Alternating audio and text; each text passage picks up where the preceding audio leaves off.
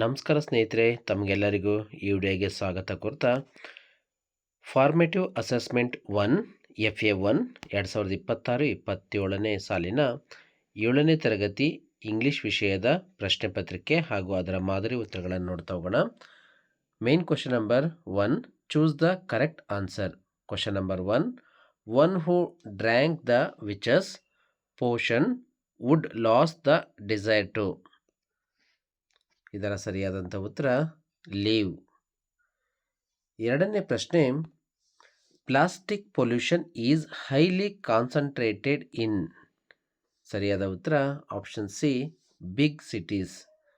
ಮೂರನೇ ಪ್ರಶ್ನೆ, in the poem awareness the mills pump out dash fumes. ಸರಿಯಾದ ಉತ್ತರ option A, white. Main question number 2, answer the following in 1 or 2 sentences each. ಪ್ರತಿ ಪ್ರಶ್ನೆಗೂ 2 ಅಂಕದ ಪ್ರಶ್ನೆಗಳಿವು, 4 ಪ್ರಶ್ನೆಗಳಿದ್ದಾವೆ. Why were the witches furious?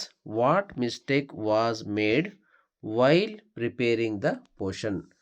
ಇದರ ಉತ್ತರವನ್ನು ನೋಡೋದಾದರೆ, the witches were furious because one of them made mistake while chanting the spell during the preparation of the potion.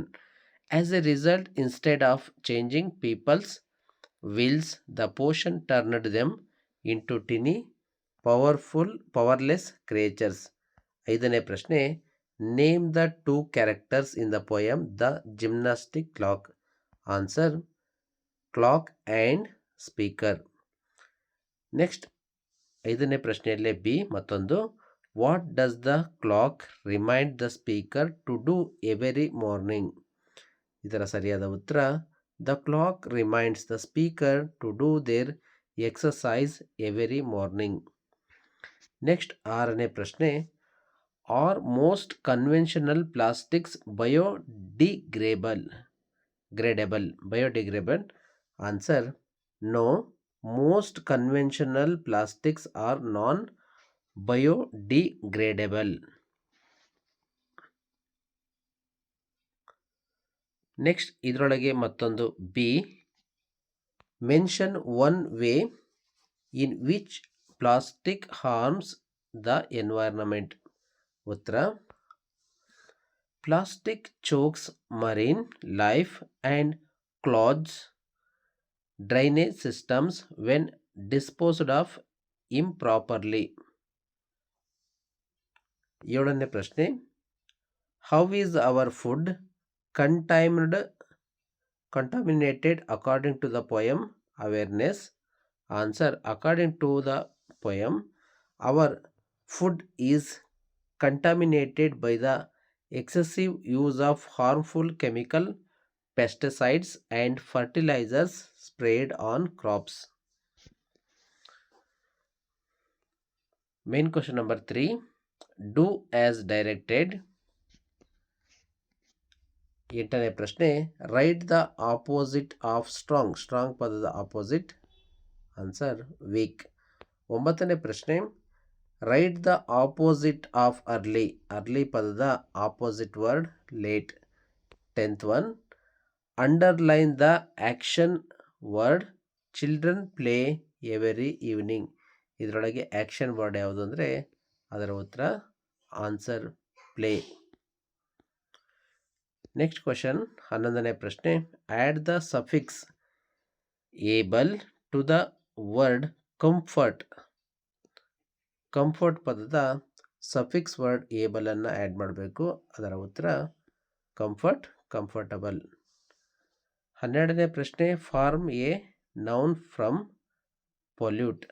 Answer, pollute ಪದದ noun ಪದ ಪೊಲ್ಯೂಷನ್. 13ನೇ ಪ್ರಶ್ನೆ, fill in the blanks with a suitable question word. Dash book do you want?